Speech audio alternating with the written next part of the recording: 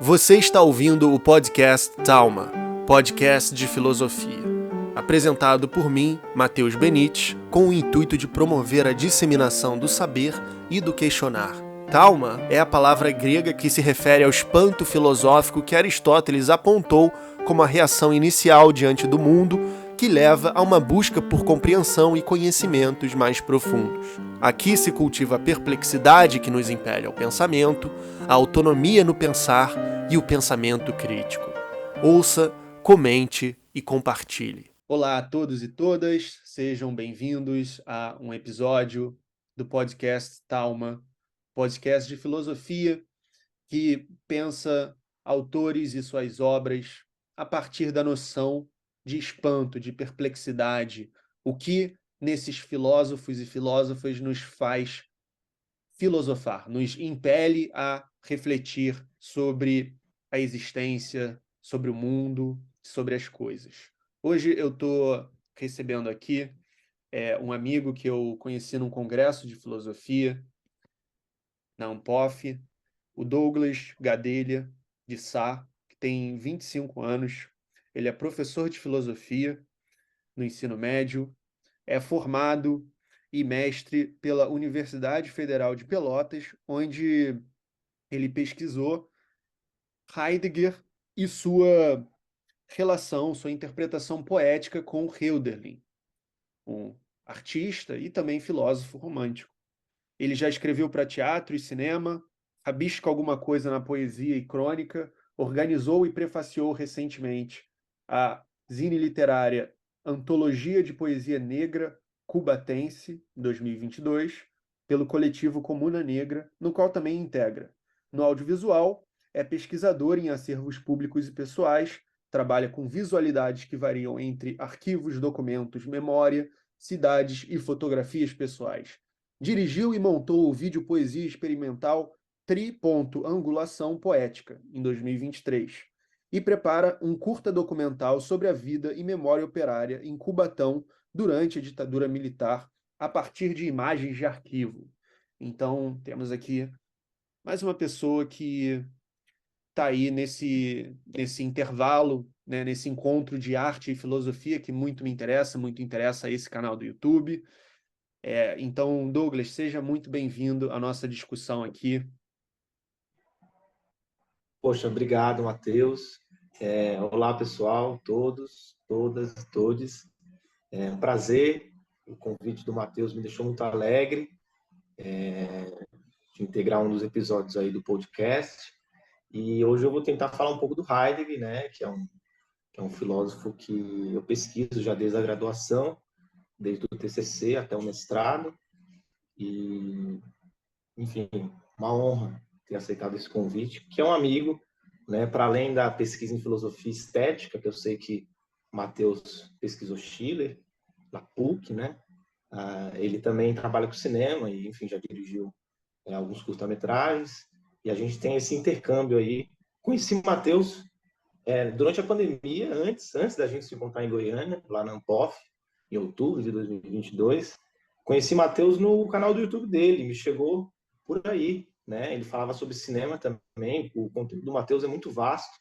Ele, enfim, fazia revisões de diretores e filmes, mas também de filosofia, né? Então, enfim, Matheus é arrisco dizer, esse multiartista, né? Que transita entre filosofia e arte, cinema, literatura, enfim, é um prazer. Muito obrigado, querido. Somos dois. E esse é um assunto muito relevante, né, para pensar o Heidegger, que tem um belo texto sobre a origem da obra de arte, né, que me parece que traz uma herança dos românticos, né, de pensar a arte como uma potência para descobrir, para desvelar, né, o ser, para desvelar a realidade. E como esse é um podcast que pensa a questão da perplexidade, do que nos comove de cada filósofo, o que me deixa perplexo com Heidegger, o que realmente me espanta de sua obra é a sua constatação do esquecimento do ser, de como que a dimensão da nossa experiência existencial ficou de fora por tanto tempo da tradição filosófica, né? Que foi que ficou basicamente uma tradição muito centrada na epistemologia, né? De sujeito e de objeto, de ter uma relação de divisão do mundo. E eu queria ouvir você falando um pouco sobre isso, assim. É, o que que você acha que o Heidegger mudou de significativo na filosofia contemporânea a partir dessa sua constatação do esquecimento? Uhum. Massa. O Heidegger, a própria leitura do Heidegger, né, a gente pode ter essa perplexidade desde os primeiros textos dele até os últimos, né? E a problemática do esquecimento do ser, ela atravessa, né, o pensamento heideggeriano. E constatar que o ser foi esquecido já é uma tomada perplexa de perspectiva, né? Então, é curioso a sua pergunta, você falando da epistemologia, porque tem um texto do Heidegger que se chama Que é Metafísica, né? Que é um texto que vai muito por aí, né? Aliás, é um texto que começa fazendo um movimento que, no linguajar heideggeriano, a gente chama de destruição da metafísica, né? E essa destruição da metafísica, ela se insere justamente numa crítica à ciência, numa crítica à lógica, né? Numa crítica à epistemologia que o Ocidente encobriu, né, na relação com o ser. Então, você tem a discussão que também bate lá na frente, na discussão sobre a obra de arte, que é o problema da coisa e o problema do nada, né?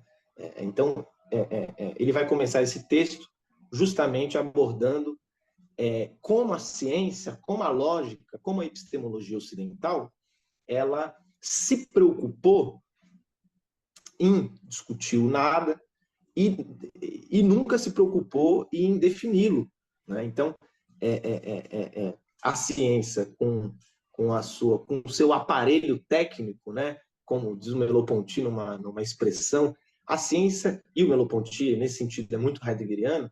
A ciência ela sobrevoa o mundo e ela não se instala no mundo, né? E nessa medida em que ela não se instala no mundo, né? Ela ignora muitas relações que atravessam esse mundo, né? Então, o grande salto e a grande envergadura que o Heidegger vai contribuir para a filosofia contemporânea é justamente relembrar do ser, né?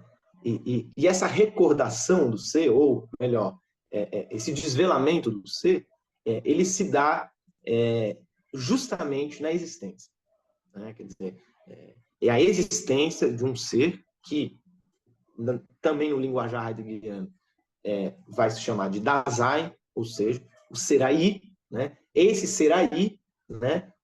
Que tem uma abertura ao mundo, é ele que vai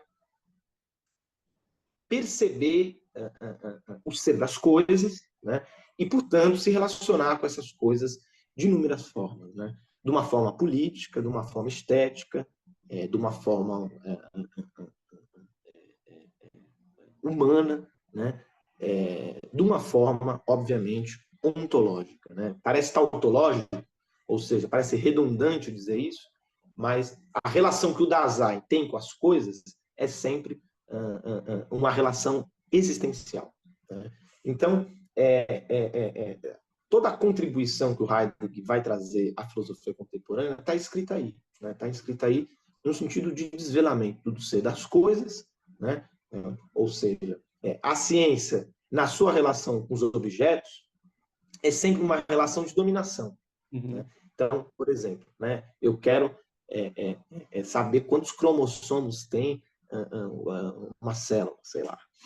Então, eu domino essa célula, eu encarcero essa célula, né, eu isolo essa célula de toda a relação de afeto que essa célula pode ter, né? Isolando essa célula, eu consigo dominá-la e defini-la.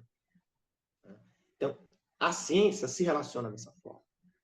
E o Heidegger vai pensar que a filosofia ela pode e ela consegue inaugurar uma relação com o ser por ele mesmo, né? Não por ele mesmo enquanto essência, mas por ele mesmo, perdão, enquanto desvelamento. Ora, se a gente considera, então, que o ser, ou seja, que o Dasein consegue se relacionar dessa forma, e aí você tem o espanto, né? Na medida em que o Dasein se desvela também no mundo, é um espanto, é um espanto. E veja, para nós estudantes de filosofia, pesquisadores em filosofia, que estudam o pensamento heideggeriano, e todos os seus dissidentes, é interessante dizer isso também, né? Você tem aí uma série de filósofos e filósofas no século XX que vão, sob influência do Heidegger, vão ter esse espanto também com o mundo, né? Você tem aí Bachelard, Hans Gadamer, Derrida, Hannah Arendt, enfim, uma série, o próprio Foucault e o Merleau-Ponty, que me parece que são filósofos que não citam Heidegger diretamente, mas sofrem a influência do Heidegger, né? Eles vão também ter esse espantamento com o mundo, né? E essa noção de espanto, o Matheus, que o seu podcast traz o nome e que me chama muita atenção e é muito curioso, eu não conseguiria pensar ela do ponto de vista heideggeriano sem pensar em uma imagem. Veja, a própria discussão da imagem é uma discussão que o Heidegger também discute, né, aprofunda, mas também que é uma questão muito cara à filosofia desde os gregos, né? Nesse resgate dos gregos, o Heidegger, então, ele vai colocar que lá nos gregos, os pré-socráticos, existe uma relação com o mundo de espantamento, né? de Talmasein. Mas a gente pode compreender essa relação de espanto com uma imagem que é nossa, né? Qual a imagem? Não sei se vocês estão familiarizados, mas a gente tem um conto da Clarice Lispector, que, enfim, é a grande escritora brasileira, mas também, enfim, ucraniana, né? Que é o conto Amor, que lá pelas tantas, numa passagem lá da personagem, ela está num bonde de São Cristóvão, aí no Rio, e ela está voltando para casa de uma feira e ela vê um cego mascando chicletes. Essa imagem do cego mascando chicletes é uma relação de espanto, porque quando ela enxerga o cego mascando chicletes, ela se espanta. E aí a Clarice coloca uma imagem que é um ovo que escorrega da cesta e quebra no chão do bonde. E ali ela tem esse espanto. Inclusive, toda a prosa clariciana, ela também é atravessada por uma situação de espanto. Todos os personagens se espantam com o mundo.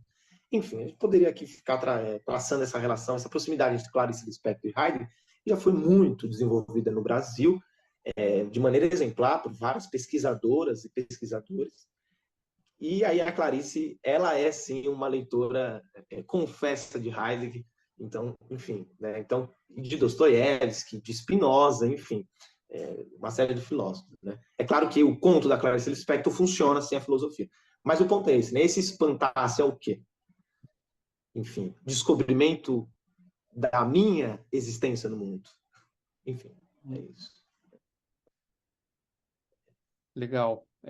Você acha que o Heidegger ele traz uma noção de verdade que reorienta as investigações filosóficas no século XX? Porque ele traz uma noção de verdade relacionada com a palavra aletheia, né? Eu queria saber para onde que isso levou, assim? Em que resultados ele chegou? Claro. Uma pergunta típica de orientador pedagógico, né? Qual a utilidade disso aí, professor? Estou brincando. Mas assim, não, isso é curioso, porque a noção é brincadeira, é óbvio, né? O Matheus não. Mas veja, essa pergunta é fundamental, né? Porque pensando nesse resultado, vamos pensar no diagnóstico, né? O diagnóstico que o Heidegger faz da tradição da metafísica, além de ser um diagnóstico do encobrimento do ser e do esquecimento, portanto, do ser, né? Eu me esqueço porque eu encubro. E aí ele vai fazer um diagnóstico que é certeiro, né? Vai especificamente na ideia de verdade. A ideia de verdade, o Heidegger desde Ser e Tempo, ele já desenvolve uma envergadura belíssima, né? Toda essa discussão. E é muito curioso, porque a gente perguntar o que é verdade em tempos de fake news, né? se relativizou a verdade. O começo do século XX também era um começo do relativismo, também era um começo do século relativista, né? O relativismo, enfim, é uma corrente filosófica que perdura muitos anos na história da filosofia. E aí perguntar pela verdade é também uma tentativa do próprio Heidegger ali, nesse começo do século XX, também de fundar uma importância para a fenomenologia. Isso é importante também dizer. E aí ele faz um levantamento que, assim, o Heidegger, assim, qualquer discussão, qualquer tema que o Heidegger queira discutir, ele vai mesmo na origem da palavra e puxar dessa origem da palavra ali os seus significados encobertos, os significados que impedem nós, no tempo presente, de se relacionar com essa palavra de outra forma. Ou seja, as palavras carregam a história do ser também. Né? E aí ele vai dizer que, pela origem das palavras, a gente consegue se relacionar com elas diferente. E aí a ideia de verdade ela não escapa disso. Então você tem, por exemplo, a transformação da concepção de verdade. Né? A transformação da concepção de verdade de aletheia para veritas. Ou seja, a passagem do mundo grego para o mundo latino. Essa passagem é muito importante, porque essa passagem vai ser apropriada pelo cristianismo. Né? Vai ser apropriada pelo cristianismo enquanto validação do seu projeto teológico. E o Heidegger vai dizer que, obviamente, é uma atualização da metafísica teológica, né? Uma ontoteologia, portanto. Né? Ou seja, o ser é revelado, e aí entra a ideia de veritas. A ideia de verdade latina é uma ideia de verdade como revelação. Revelação do quê? De Deus. Revelação da palavra de Deus. Então você aí que está nos escutando, se você dá uma volta no seu bairro, ou ir no bairro periférico mais próximo, e entrar numa Assembleia de Deus, numa Deus e Amor, numa Testemunho de Jeová, você vai ver que o pastor desenvolve o seu trabalho evangélico todo em cima da palavra revelada. A palavra revelada tem um poder. Tem um poder, é óbvio, né? Esse poder, o Heidegger vai dizer, é um poder de criação também. É um poder de criação. Então, a palavra verdade, para o Heidegger, naquele momento, anos 20, 30, está completamente comprometida. E aí vai ser necessário ele refazer o caminho da ideia de verdade. E aí entra, obviamente, a compreensão de verdade como aletheia. E aí é lindo, porque eu me lembro que na graduação, meu orientador, que é um nietzschiano, o Luiz Rubira, o grande nietzschiano, ele deu um seminário de problemas metafísicos. Né? E nesse seminário de problemas metafísicos, a gente leu aquele texto do Parmênides sobre a natureza. E lá o Heidegger vai fazer uma interpretação sobre aquele texto do Parmênides belíssima. Ele trouxe essa interpretação, inclusive é um texto que é traduzido pelo Arnold Stein, 6 estudos sobre o ser, muito interessante, pela editora Vozes. E esses 6 estudos sobre o ser, tem lá um dos estudos sobre o ser, que é a discussão da problemática grega sobre a verdade. Então, a verdade, para os gregos, ela está nessa relação entre velar e desvelar. Ou seja, mostrar e esconder. E o ser, se a gente está falando de verdade, o ser, ele se revela e se esconde. Para o Heidegger, dependendo do objeto que a gente se relaciona, ele se esconde. Dependendo do objeto que a gente se relaciona, ele se revela. Então, metodologicamente falando, Matheus, o Heidegger recupera a ideia de verdade como aletheia para que a analítica existencial das coisas seja feita sob esse modo. Compreende? Então, a verdade como desvelamento, por exemplo, vai possibilitar, aqui eu estou fazendo um rodeio, viu? Vai possibilitar que toda a corrente psicanalítica da fenomenologia existencial, que é desenvolvida com Heidegger, Que é uma história e tanto, né? Como é que ela surgiu. Depois você pode até contar aí. claro, ela vai ajudar, por exemplo, na tratativa clínica do paciente. A verdade como desvelamento. Né? Desvelar, né, aquilo que está... vou usar recalcado aqui, mas, enfim, certamente é um outro termo. Né? Aquilo que está escondido. Então, assim, entender a verdade como desvelamento é entender uma relação com o mundo, ontologicamente falando, sempre de espantar-se, claro, sempre de espantar-se, né? Sempre de espantar-se. Então, faz toda a diferença. Considerar a verdade como aletheia, como desvelar,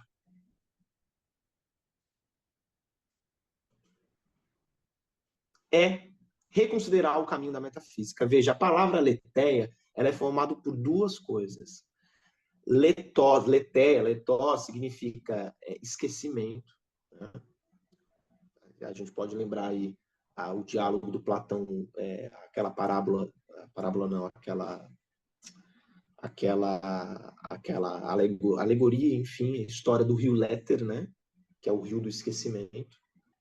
Ou seja, o não esquecimento. Bate naquilo que você me perguntou no começo. Então, a aletheia, além de ser desvelamento, ela também é não esquecimento.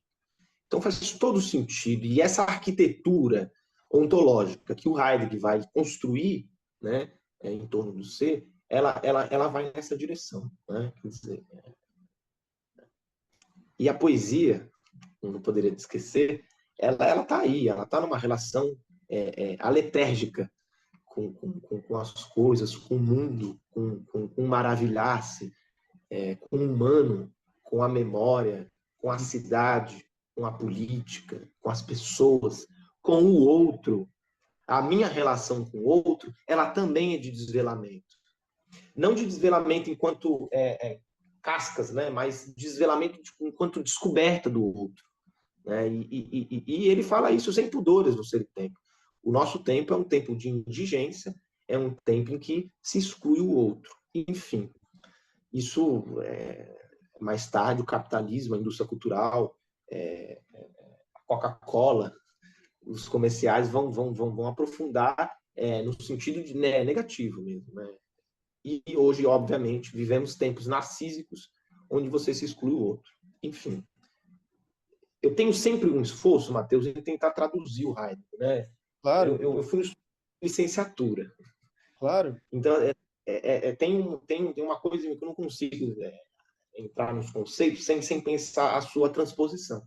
Claro. Enfim, vai por aí. Essa ideia de verdade ela é fundamental no pensamento heideggeriano, fundamental numa retomada dos gregos. Né? Numa retomada dos gregos. Agora, o resultado disso são vários. Na clínica, na política, na estética, enfim, são vários resultados. Se você puder, falando um pouco da trajetória do Heidegger como pensador e também como pessoa, né? Uma vez que ele tem esse modo de vida crítico à industrialização, mais recluso, mais voltado lá para a vida rural.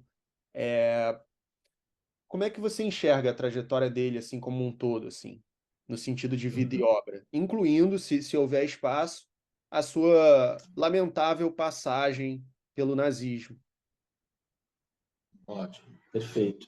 Eu vou começar por aí, que eu acho que dá para linkar melhor. Vocês vejam, o Heidegger é polêmico, né? Você tem aí o Heidegger publica Ser e Tempo em 27, nas décadas seguintes, inclusive eu sugiro aqui a leitura da biografia do Safransky, que é uma biografia muito interessante, que vai explanar tudo isso, né? O Heidegger, de 27 até 33, ou seja, até a eleição do Hitler, né, a chegada do Hitler ao poder como chanceler na Alemanha, você tem um período ótimo do Heidegger. O Heidegger está vivendo muito bem, ele está super, se dando bem na cena acadêmica alemã, né? Ele já é um filósofo de fôlego, já publica, e isso já tem impacto, né? Ele contribui com o Husserl, enfim, já é professor. Eu não tenho certeza onde ele é professor. Bom, eu só sei que é o seguinte, em 33, depois que o Hitler assume o poder, e você tem a Alemanha agitada nesse momento, né? É um sintoma alemão também. O Heidegger, ele é convidado, né, a ser reitor de Freiburg. Né? Então, ele é nomeado reitor de Freiburg pelo Hitler. Aí começa a relação estranha com ele. Parece que ele comparece em alguns comícios. Eu acho que tem uma intenção, talvez, do partido em alinhar a filosofia dele, algo que, assim, ele já desconfia e já é muito difícil, né? Coisa que escritores e filósofos alemães já estavam se esforçando a fazer. Heidegger muito desconfiado, Heidegger era muito desconfiado da cidade grande, né? Uhum. O Heidegger, então, ele assume e fica 8 meses na reitoria de Freiburg. Não aguenta, não sei se pela carga burocrática, mas ele não aguenta. Ele vê que não é conciliável a sua filosofia com o nazismo, de nenhuma forma. Ele rompe com esse reitorado, então ele renuncia o reitorado e se afasta da cena acadêmica alemã. Rompe com vários amigos, né? O Jaspers, que é um amigo do Heidegger, também rompe. O Husserl, que é judeu, então, portanto, o Jaspers e o Husserl são filósofos judeus, eles rompem, o Jasper manda a carta para o Heidegger pedindo uma ajuda, mas não rola, Heidegger parece que ignora. Você tem a Hannah Arendt também aí nesse momento, ela também está meio tensa, tá entre ficar e não ficar, mais tarde ela vai para a França e depois só ela vai para os Estados Unidos. Uhum. Quando ele rompe com o reitorado, ele se afasta da cidade e se recolhe na Floresta Negra, que, enfim, é um termo alemão mesmo. E aí ele se isola. E aí começa o período do Heidegger, talvez isso tudo, esse rompimento, marca esse segundo Heidegger. Então, veja, a cidade, o Heidegger desconfia da cidade. Então, vários filósofos e alunos do Heidegger começam a visitá-lo lá, né, lá no interior, na floresta. E dali ele começa a pensar a filosofia dele como esse demorar. Então, é preciso se demorar para o pensamento. É preciso se demorar para pensar o ser. A cidade agitada não permite isso. Com as suas confusões, né, com a sua política, ela não consegue perceber o ser. Por quê? Porque essa agitação, que faz parte do projeto metafísico, faz parte do projeto da técnica, impede a minha relação própria com os objetos e com as coisas. Então, também tem dois conceitos do Heidegger que são importantes, que é a ideia de propriedade, relação própria, e a relação de impropriedade. Né? Então, na cidade, na técnica, na indústria, no trabalho, na política, e também na arte, talvez, você tem na arte até esse momento, na arte agitada, enfim, não vou dizer arte contemporânea, porque o Heidegger pode vir a criticar a arte contemporânea, mas ele se interessa pela arte contemporânea, porque a arte contemporânea é a única arte no período presente de qualquer época, enquanto vanguarda, de pensar uma relação inédita com as coisas. Uhum. Haja visto a nossa ida a qualquer museu ou exposição de arte contemporânea e um perplexidade. O que significa isso? O que é isso? Eu não estou entendendo. Porque a arte contemporânea sempre comunica o espanto. Yeah. E o Heidegger se atenta a isso também. Enfim, de toda forma, nesse recolhimento do Heidegger, ele vai mesmo entrar em várias imagens e metáforas para construir esse segundo pensamento. Que a gente tem as imagens clássicas, que é a clareira, a floresta, o caminho, a fonte. Então, por exemplo, na graduação, Essa coisa que você estava falando, Douglas, rapidinho antes de você concluir sua história, me faz pensar muito também, aí se você quiser já emendar, comentar isso, o que o Heidegger teria a dizer, talvez, sobre o dia de hoje, sobre os dias de hoje, né, em que essa coisa da tecnologia, né, eu acho que está mais acentuado ainda essa questão de não ser capaz de se demorar nas coisas. A gente pega um livro hoje, as novas gerações, as pessoas mais novas, elas não conseguem se concentrar por muito tempo. A gente está sempre tendo que renovar as fontes de dopamina instantâneas de uma tela para outra. Eu queria que você comentasse isso também, né? O que talvez claro, o Heidegger pensaria desse começo de século XXI? completamente capturados. Estamos capturados, né? Estamos capturados e não conseguimos, perdemos o ser de vista, né? Perdemos o ser de vista nas coisas, né? Estamos coisificados, né? Somos usados pelos aparelhos, estamos aparelhados, né? Estamos. Claro que o Marx vai pensar isso enquanto alienação, você tem aquele vídeo clássico do Heidegger criticando o Marx enquanto transformação do mundo e tudo, né? Vale a pena assistir, um vídeo curto que ele desmonta a argumentação do Marx, mas estamos capturados, né? Estamos capturados, e a técnica, ela, Matheus, para o Heidegger, ela faz parte do projeto da metafísica, né? E o projeto da metafísica, tal como o capitalismo, misturando aqui, se atualiza a todo momento, se atualiza, porque o capital, de toda forma, ele depende da técnica, né? Então, inclusive até essa própria ida do Heidegger para o interior é na intenção de desvencilhar-se, né, dessas capturas, né? Então, por exemplo, uma discussão sobre o nada. Como você começa uma aula de filosofia hoje sobre o nada, sobre o tempo, o que é o nada, o que é o tempo, né? O que é o ser? Entorta, entorta. Eu tenho aluno meu que fica com dor de cabeça. Já dei Heidegger em escola pública, em escola particular, e dar dor de cabeça. Heidegger, Kafka, Cioran, Clarice Lispector, Nietzsche, dão dor de cabeça. É que nem olhar para o sol, Poesia. né? Você sente uma vertigem, assim. Exato. Então, assim, estamos capturados, né? Eu acho que é sempre necessário voltar ao Heidegger, né? O Oswaldo Giacoia, que é um professor de filosofia da Unicamp, pesquisador nietzschiano, heideggeriano, Foucaultiano, enfim, é um monstro, a qual eu tenho o prazer de conhecê-lo e me encontrá-lo com ele às vezes. O Giacoia, ele vai escrever Heidegger nos tempos de hoje, é um livro muito bom, justamente para isso, né? Pensar como que o Heidegger já antecipava toda essa discussão, porque ele tinha um ouvido e uma percepção muito atenta do seu tempo. E o tempo é essa grande escala, ou campo, né? Melhor pensar em campo, porque escala a gente traz a métrica, é esse grande campo onde está todos inseridos, né? E pensar essa história do ser enquanto esquecimento, quer dizer, hoje, estamos tomados pelo prazer pela constante novidade, pela constante atualização, destruição e criação a todo instante, né?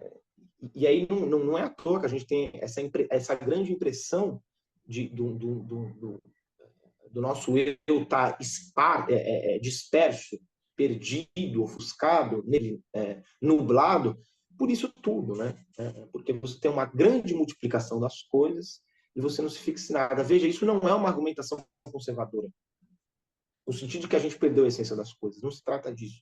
Heidegger não diz que perdemos a essência das coisas. Na verdade, o Heidegger disse que se trata de não se relacionar com a essência das coisas, porque na medida em que a gente se relaciona com a essência das coisas, a gente está tentando capturá-las.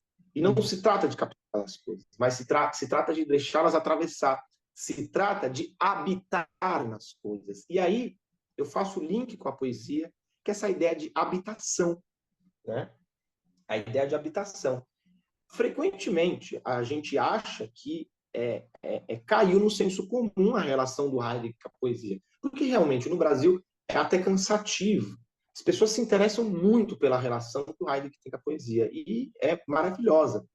Mas como que é essa relação? Como que é? Né? Qual é a novidade dela? O que tem-se para dizer com ela? E vai um pouco nesse sentido o meu trabalho. Eu não quero reconstruir a argumentação do Heidegger em torno da sua relação poética, mas eu quero tentar identificar na dissertação, identifico isso, justamente como ele interpreta essa poesia, que é do século XVIII, de um poeta, como você bem falou, romântico, de um poeta iluminista, embora francês, de um poeta revolucionário, que é o Hölderlin, né? Como ele identifica no Hölderlin um poeta que já cantou um futuro precário, né? Que sabe do passado complexo, que é os gregos, e tem um presente, que é o século XVIII, aberto. E como que, então, ele atualiza a poesia de Hölderlin? Não, não. Mas ele faz você, do século XXI, do século XX, conseguir e poder habitar novamente esse pensar poético. Né? Então, acho que sim, talvez a saída para a técnica seja habitar as coisas e se demorar, é óbvio, nelas, né? Se demorar nelas. Né? Então, para ler um poema, o que você precisa?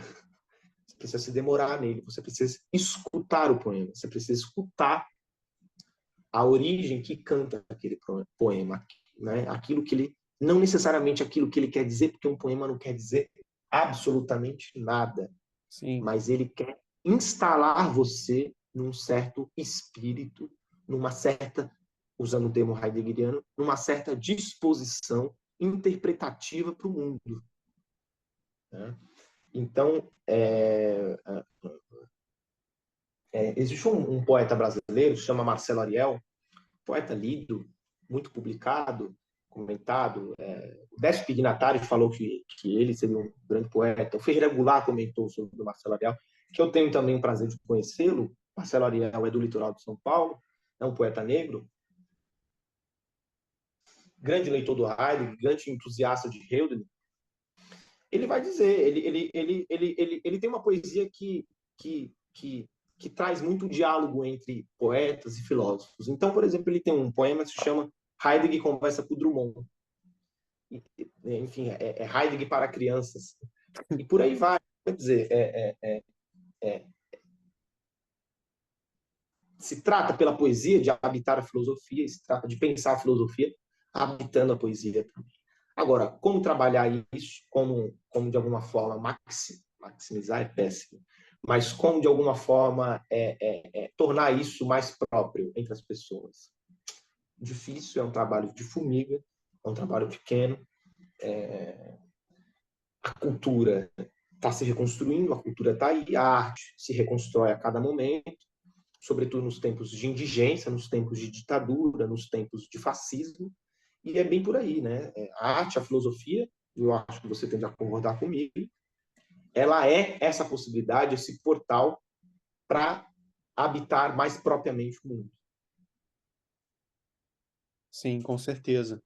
E eu acho muito interessante que parece que a obra do Heidegger, ela é um devir, né? Ela não é uma coisa fixa, sabe? Eu sei que muitos filósofos eles têm fases diferentes, mas a obra do Heidegger, ela parece se arrogar de um estatuto mais assumidamente enigmático, assim, sabe? De pensar por imagens, de pensar não tão categórica, não tão cartesianamente, né? E eu tenho, talvez por isso, e talvez muitos outros ouvintes e espectadores aqui tenham uma dificuldade de identificar o que fez o Heidegger abandonar justamente o ser e tempo.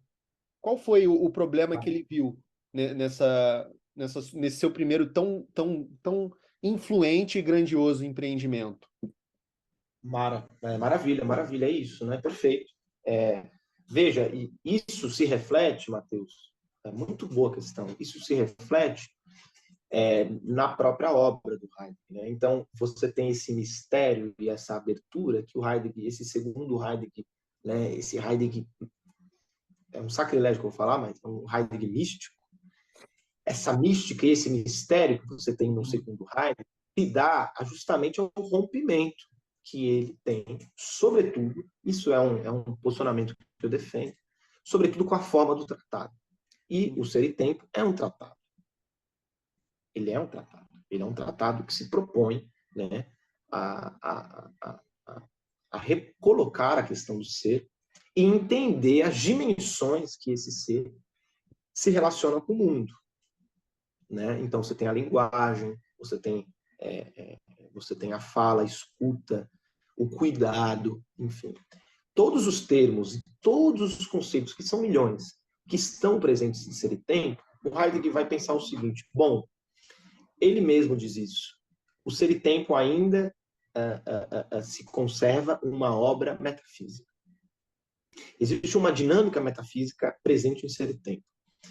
É tão radical a mudança do Heidegger para o campo que ele abandona a linguagem de tratado e essa linguagem carregada e passa a escrever em cartas, passa a escrever em ensaios, passa a escrever sobre poesia, se volta absolutamente para a arte e passa a pensar de uma maneira não metafísica, antimetafísica. Muito obrigado por assistir a parte inicial deste episódio do Talma, podcast de filosofia.